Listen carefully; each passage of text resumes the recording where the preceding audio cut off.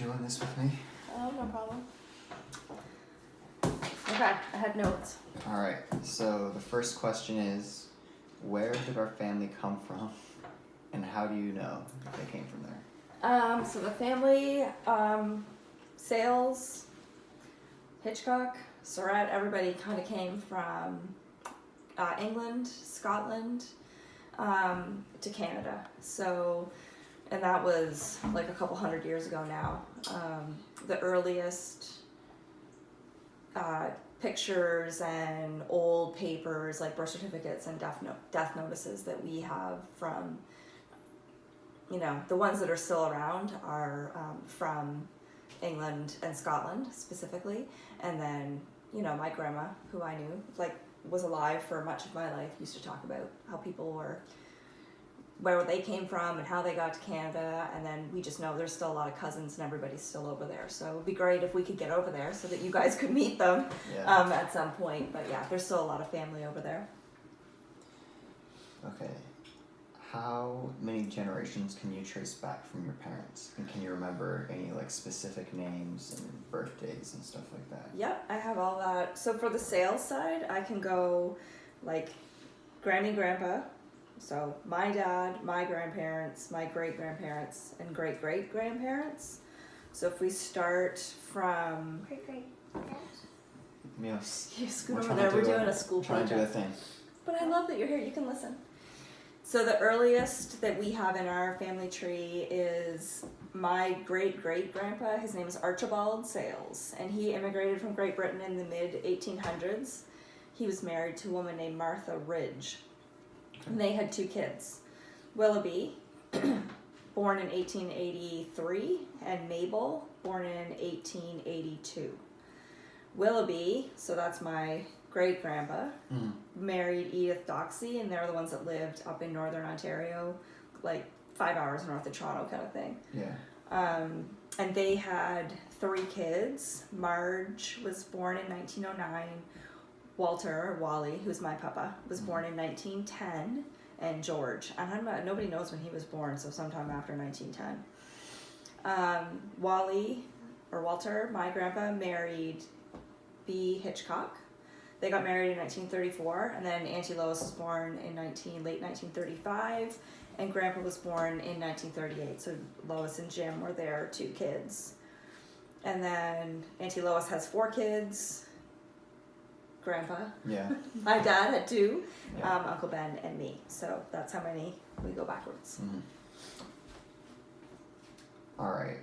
And so you said your great-grandpa was Archibald. Great-great-grandpa was Archibald. Yep. And he came from Great Britain. Okay. But he was one of 4 brothers. So there's a brother that was, they all started in England. Archibald came to Canada. Another brother went to Australia. One brother stayed in England, and that's all those descendants are the ones that are still there. Okay. And then one went to South Africa. Okay. So all Commonwealth. So so you can't really say I'm South African though, can you? No, there's just distant relations in South Africa, yeah. Okay. Do you know if we have any veterans anywhere in our family? I'm not sure on this side, on the sales side, probably. I do know that, so on my mom's side, the Surratt side, which we're not tracing back here, there were veterans there. My papa on my mom's side was one of 13 kids, and most of the boys served in the Royal Air Force during World War I. For who, Canada? For Great Britain. Oh, for Great Britain. Yeah. Okay. So, allies. Yeah. Yeah. Do you have any stories that are funny or something like that for? Yeah, there's a few things. So my papa, Wally, and his wife, Bee. Mm-hmm. So Bee, before she got married and became a sales, was a Hitchcock. So she was niece or great niece, I think, to Alfred Hitchcock. Niece or cousin, I'm not sure. So we have a distant connection to Alfred Hitchcock, who's a film producer from England, kind of a mystery guy. Yeah. So that's kind of neat.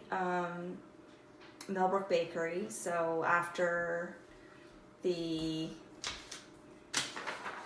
original Willoughby married Edith Doxey, and they lived up north. Yeah. They ended up, as my papa and his sister grew up, they moved to a town called Millbrook, which is not that far outside of Toronto, a couple hours. And they started a bakery there. And that bakery was in that town for a long time. Like, even Marge was the baker there after her parents passed on. So that was kind of cool. And it's neat because you're at Millbrook High School and you have this connection to the Millbrook Bakery. My papa got his license when he was 12 years old. Kind of a little bit of a crazy story there. His dad, so Willoughby, had some men over playing cards or doing whatever, and one of the judges had a little bit too much to drink and wasn't able to get home, and my papa had to take him home, drive him home, but didn't have a license because he was only 12. But the judge gave him a driver's license after he drove him home safely and got him there. So back in the day, there wasn't all these processes to get it. You just had to drive a drunk judge home and do a good job of it, and you were good. And that same grandpa played AA ball, so and was a curler, kind of like lots of athletic stuff, Nana, that you share the birthday with, so she was also a very accomplished softball player and played tennis as well, and basketball through high school. So just lots of athletic stuff in the family, which is neat because all of you are really athletic as well. So kind of seems to be trending there. Yeah.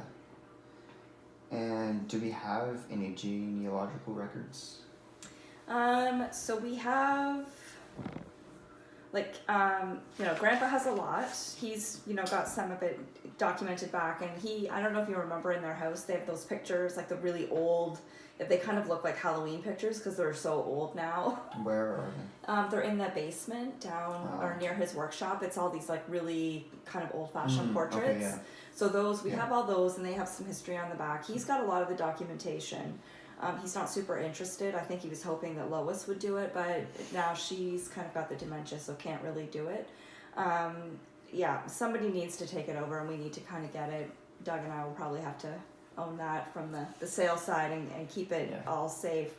On the Surratt side, I know Auntie Bab has everything. Like, she even still has addresses. She still sends Christmas cards to people who are in England and Scotland and stuff that are distant cousins. So there's still lots of good connections there. It would be really great if we could get over there and meet them face to face. And then Kay, who's in Australia. Remember when I went to Australia and met those distant cousins? It's through those original 4 brothers, the one brother that went to Australia.